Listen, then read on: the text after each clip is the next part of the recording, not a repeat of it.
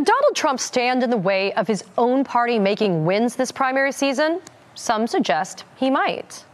If you look at the polling data, you do the focus groups, you talk to independents, as I've done, I find it difficult to see any other conclusion than Republicans winning control of the House and winning control of the Senate in November. Only Donald Trump and what he says and how he says it could prevent Republicans from winning the majority. If he makes this about November of 2020 or January of 2021, that could cost the Republicans the Senate. What's up, everybody? Major Retired Richard Ojeda here. And political pollster Frank Luntz has studied the case for the 2022 midterms and has come to the conclusion that has been set in stone since before the universe was conceived.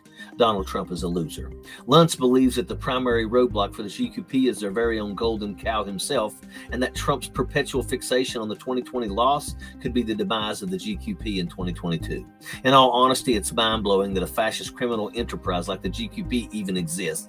It should have been utterly eradicated as soon as the first guerrilla started climbing the walls around our Capitol on January the 6th. And I'm shocked and horrified that any so-called functioning adult human being would even lend an ear to a Republican, let alone possibly vote for them in America, the land of the free whose patriots fought and died to defeat fascism in the horrors of war. Now, a certain percentage of the population openly welcomes this disease and embraces it with their votes. It's sickening. However, Donald Trump always does come through with his best and, well, really his only skill set, losing.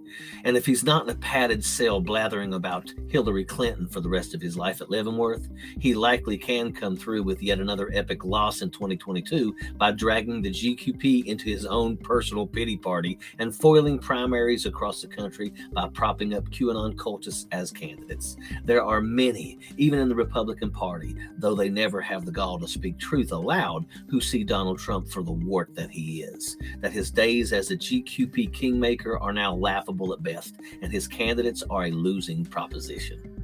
As these opportunists look to distance themselves from Trump, I'm asking everyone out there listening to task your weird Republican neighbors with reserving a space in their brains to remember this. When they thought his treasonous, seditious, diabolical fascist coup attempt had any chance of working, they were right there with the American flag torn under their feet, Trump's rag proudly waving over their heads, and their knees bent in submission to their fascist overlord, and their lips firmly pressed against his hindquarters.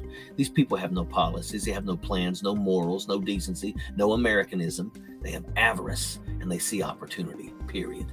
By no means should Donald Trump in 2022 or 2024 be breathed in the same paragraph after his horror show of a presidency, and certainly not after January the 6th. And the same thing goes for all those who are complacent with him, Mike Pence and all. They want to distance themselves. They want to normalize insanity. They want to keep pushing the envelope because they know that the people are too dumb and that there's no line they won't cross. They can literally convince their electorate of anything, and Trump proved that. That's what's going on in the so-called Republican Party. It's not a political party. It's a dog-eat-dog hierarchy of mob bosses, bootlickers, each and every one of them, conniving to backstab one another and seize ultimate power, the throne of the presidency, so they can be above the law themselves, like Trump, and absolve themselves of a lifetime of white-collar crimes, and also get their mitts on all that grift money. And that's a fact. Sappers clear the way, airborne all the way.